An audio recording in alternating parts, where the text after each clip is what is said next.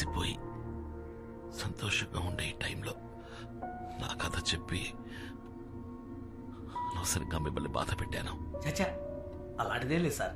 మీ మనసులో ఉన్న బాధని మాతో చెప్పుకున్నారు అంతేగా. ఆత్రేయ అని మీ అన్నయ్య పేరు వినగానే మాకు తెలియకుండానే లోపలేదో భయం వేస్తోంది. మీ కథ విన్నా మాకే గుండె తరుక్కుపోతుంటే అది అనుభవించిన మీకు ఇంకెలా ఉంటుందో. డబ్బు కోసం సొంత తమ్ముడి భార్యని ఈ ఆత్రేయ లాంటి వాళ్ళకి చావంత త్వరగా రాకూడదు సార్. వాడు అసలు చచ్చుండకూడదు. వాడు ప్రాణాలతో ఉండి ప్రతి క్షణం చిత్రవద అనుభవిస్తూ కురింగి కృషించి రఘు, క్షమించండి నాన్న. శివకుమార్, జరిగిపోయిన దాన్ని మనం ఎలాగో మార్చలేం కదా. కనీసం జరిగేదైనా మంచిగా జరగాలని ఆశిద్దాం. 26 ఏళ్లుగా మంచాన పడ్డ నేను ఉన్నట్టుండి ఒకరోజు ఎందుకు మేల్కొన్నానా అని నాలో ఉన్న ప్రశ్నకి సమాధానంగా నా బిడ్డ ఈరోజు నా ముందున్నాడు. నేను ఇన్నాళ్ళు ప్రాణాలతో ఉన్నది నిన్ను మళ్ళీ చూస్తానన్న నమ్మకంతోనే. అమ్మా, అసలు మీకెలా కృతజ్ఞతలు చెప్పాలో తెలియట్లేదు. చివరిసరిగా నా బిడ్డని ఒక్కసారి చూడాలనిపించింది. అందుకే మిమ్మల్ని వెతుక్కుంటూ వచ్చాను. చూసేశాను. నా మనసు నిండిపోయింది. చల్లగా ఉండు. నేను వెళ్ళొస్తానమ్మా. వస్తానండి మిత్రా. సార్, వెళదాం పదా. ఏంటిది శివకుమార్, వచ్చి రాగానే వెళ్ళిపోతానంటున్నావు? ఇన్నేళ్ల తర్వాత నా కూతురు వచ్చింది, నా మనవడొచ్చాడు. బిడ్డ దూరం అయితే కలిగే వేదనేంటో, ఆ బాధ ఏంటో నాకు బాగా తెలుసు. అవునండి, మీ అబ్బాయి కూడా కొద్ది రోజులు మీతో గడపాలని ఆశ ఉండదా? అంతేకాదు శివకుమార్ గారు, మీరు కూడా ఈ కుటుంబ సభ్యుల్లో ఒకరని మర్చిపోకండి. మణి, నాన్నగారు లోపలికి తీసుకెళ్ళు. ఇది మీ ఇల్లు. రండి శివకుమార్ గారు. పదండి నాన్న.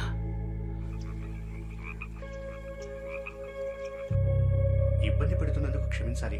అంత పెద్ద చెట్టు కోరిపోయి స్కూల్ బిల్డింగ్ పడిపోతుంది అనుకోలేదు. అందుకని దాన్ని వెంటనే కట్టించాలయ్యా. మీరు చెప్పేది కరెక్టే, నేను కాదండం లేదు. వరదాజులు గారు, ఇంతసేపు నాన్నగారు నేను దీని గురించే మాట్లాడుకుంటూ ఉన్నాం. హఠాత్తుగా ఇంత డబ్బు ఎక్కడి నుంచి తేగలం?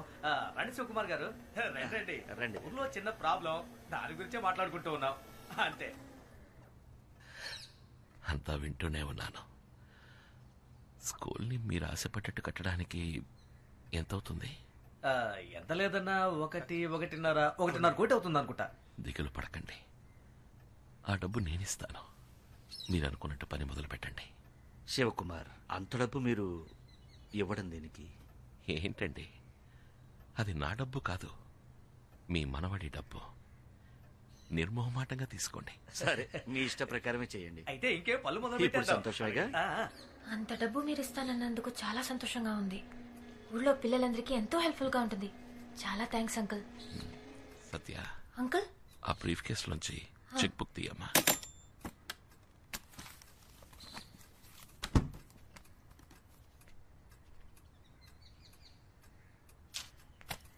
తాతయ్యకి చూస్తాను.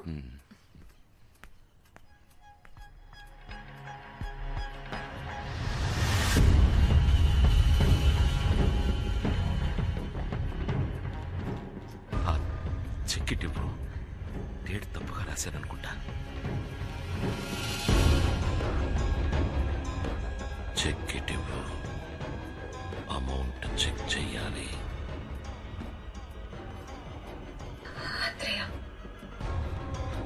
చెక్ ఇవ్వు. నువ్వేనా ఆత్రేయ? చెక్ ఇవ్వమన్నానా? కుటుంబాన్ని నాశనం చేసింది నువ్వే కదా? చెక్ తీసుకొచ్చి ఇవ్వు.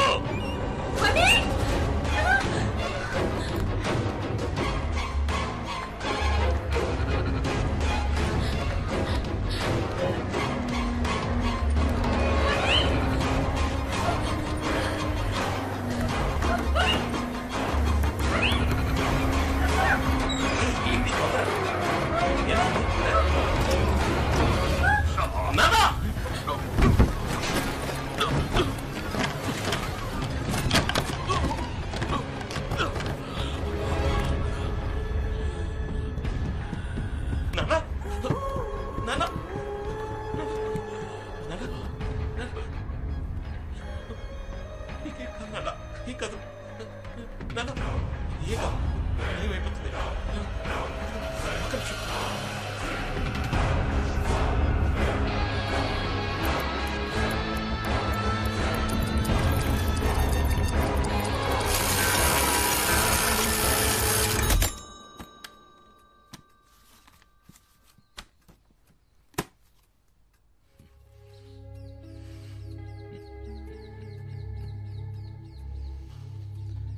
శివ కుమార్ హే, స్కూల్కి మీ నాన్నగారు ఇచ్చారు. ఏంటి బాబు? ఏం లేదు, మీరు కిందకి వెళ్ళాలనుకుంటే చెప్పండి, తీసుకెళ్తాను.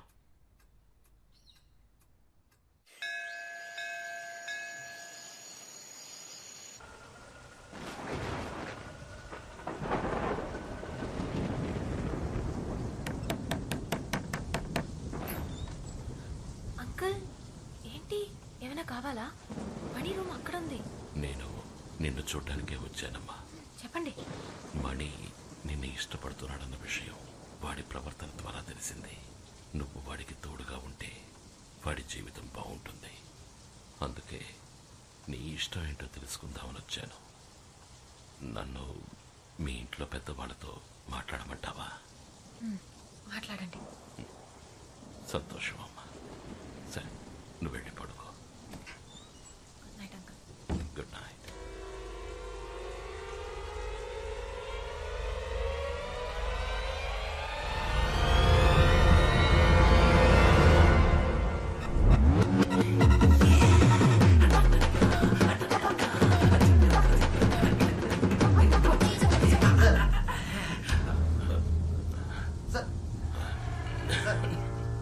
ఏంటి సార్ ఈ టైంలో మీరు ఒంటరిగా వచ్చారు?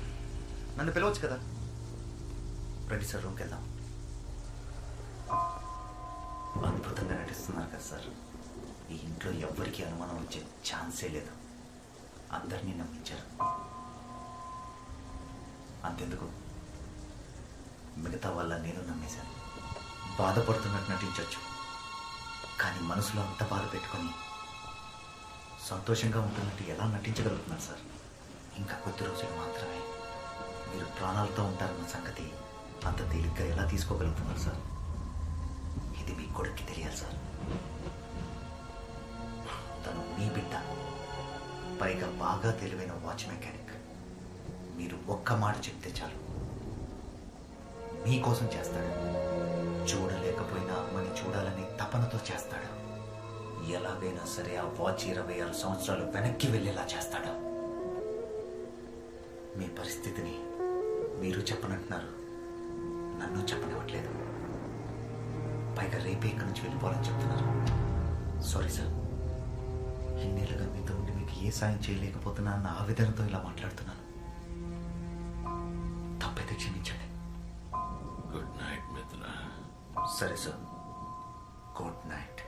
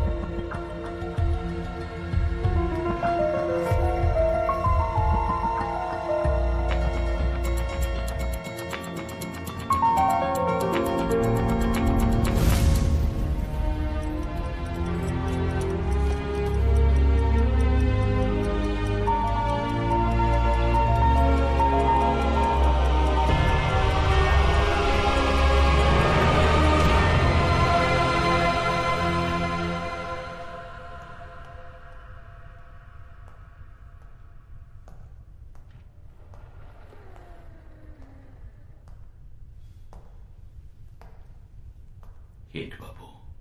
నాన్న, నేను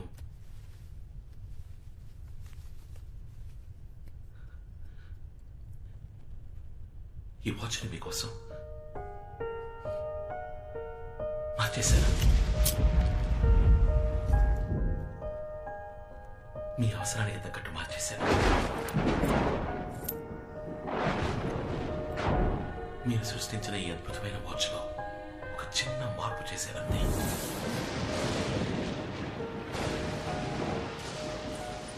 మీ వాచ్లో ఒక రోజులోపు ముందుకి వెనక్కి వెళ్లే ముళ్ళే ఉన్నాయి.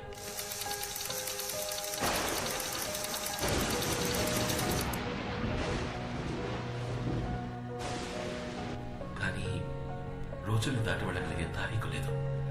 నేను అది మాత్రం యాడ్ చేశాను.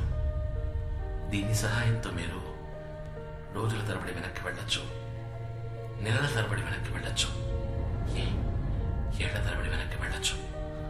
నా కోసమా? ఎందుకు బాబు? నా కూతురే ఆ వాచ్ని చూసినప్పుడల్లా నా జీవితంలో నేను కోల్పోయి గుర్తొస్తున్నా. కానీ నువ్వు నా కోసం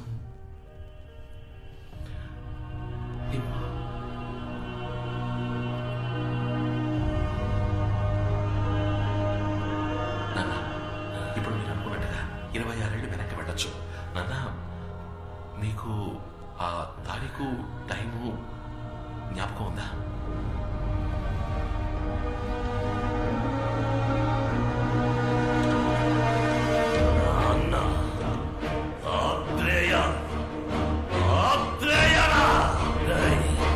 తారీఖు టైము గుర్తుందని అడుగుతున్నావా?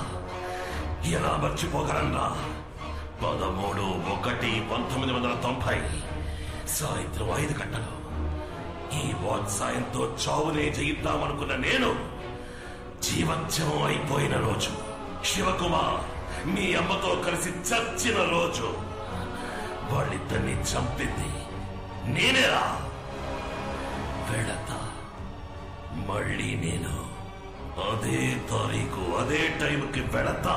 నాకు ఈ గతి పట్టించిన మీ అబ్బ మీ అమ్మ నిన్ను కూడా కలిపి చంపుతా. ఈ లోకంలో ఒకే వ్యక్తిని 2 సార్లు చంపబోయి అదృష్టవంతుణ్ణి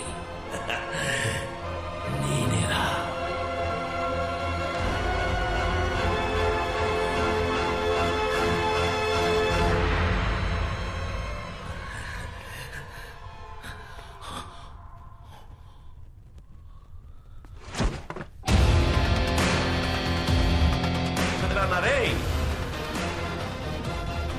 వాచ్ మెకానిక్. నాకిదంతా చాలా మామూలు విషయం. నువ్వు శివకుమార్ అన్నవైతే నేను శివకుమార్ కొడుకునిరా. నువ్వు ఎంత చక్కగా అబద్ధం చెప్పినా మా నాన్న 6వ వేలు చూసినప్పుడు నాకు అనుమానం వచ్చింది. ఏరా, వాచ్ని రిపేర్ చేసేవాడు అది కరెక్ట్ గా వర్క్ చేస్తామని చెక్ చేయడా? అందుకే నేను నిన్ననే ఈరోజు జరగబోయే చూశాను.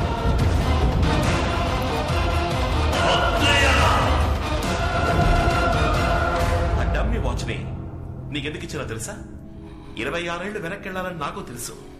కానీ ఏ తారీఖు ఏ టైం అని నీకు మాత్రమే తెలుసు. ఇప్పుడు నేను వెళతాను. మా అమ్మా నాన్నల కోసం వెళతాను. వాళ్ళ కోసం మాత్రమే కాదు, నన్ను పెంచిన ఈ అమ్మ కోసం కూడా.